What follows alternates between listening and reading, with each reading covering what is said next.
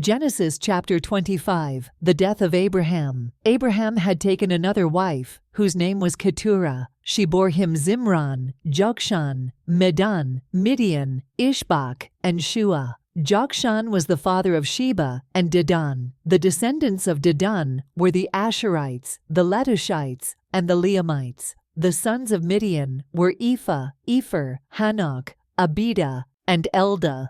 All these were descendants of Keturah. Abraham left everything he owned to Isaac, but while he was still living, he gave gifts to the sons of his concubines and sent them away from his son Isaac to the land of the east. Abraham lived 175 years. Then Abraham breathed his last and died at a good old age, an old man and full of years, and he was gathered to his people. His sons Isaac and Ishmael buried him in the cave of Machpelah near Mamre, in the field of Ephron son of Zohar the Hittite, the field Abraham had bought from the Hittites. There Abraham was buried with his wife Sarah. After Abraham's death, God blessed his son Isaac, who then lived near Beer Lahai Roi, Ishmael's sons. This is the account of the family line of Abraham's son Ishmael, whom Sarah's slave, Hagar the Egyptian, bore to Abraham. These are the names of the sons of Ishmael, listed in the order of their birth: Nebaioth, the firstborn of Ishmael, Kedar, Adbeel, Mibsam, Mishma, Dumah, Massa, Hadad, Tema, Jetur, Naphish, and Kedemah. These were the sons of Ishmael, and these are the names of the 12 tribal rulers, according to their settlements and camps. Ishmael lived 137 years. He breathed his last and died, and he was gathered to his people. His descendants settled in the area, from Havilah to Shur,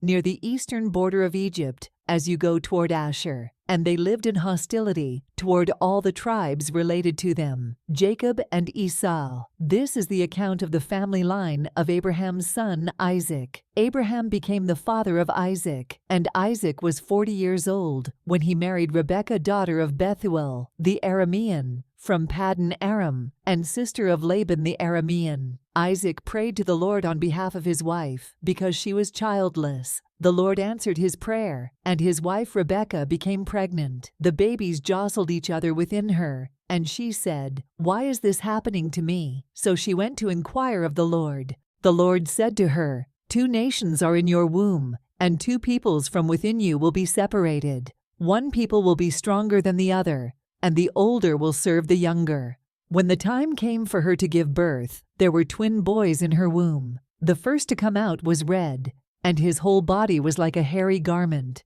So they named him Esau. After this, his brother came out, with his hand grasping Esau's heel. So he was named Jacob.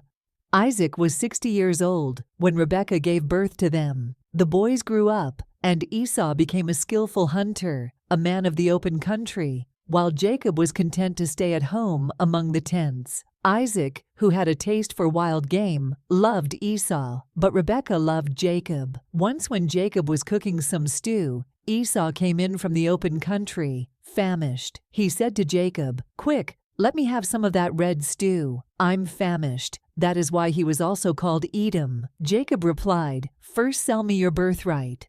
"Look, I am about to die," Esau said. "What good is the birthright to me?" But Jacob said, "Swear to me first." So he swore an oath to him, selling his birthright to Jacob. Then Jacob gave Esau some bread and some lentil stew. He ate and drank, and then got up and left. So Esau despised his birthright.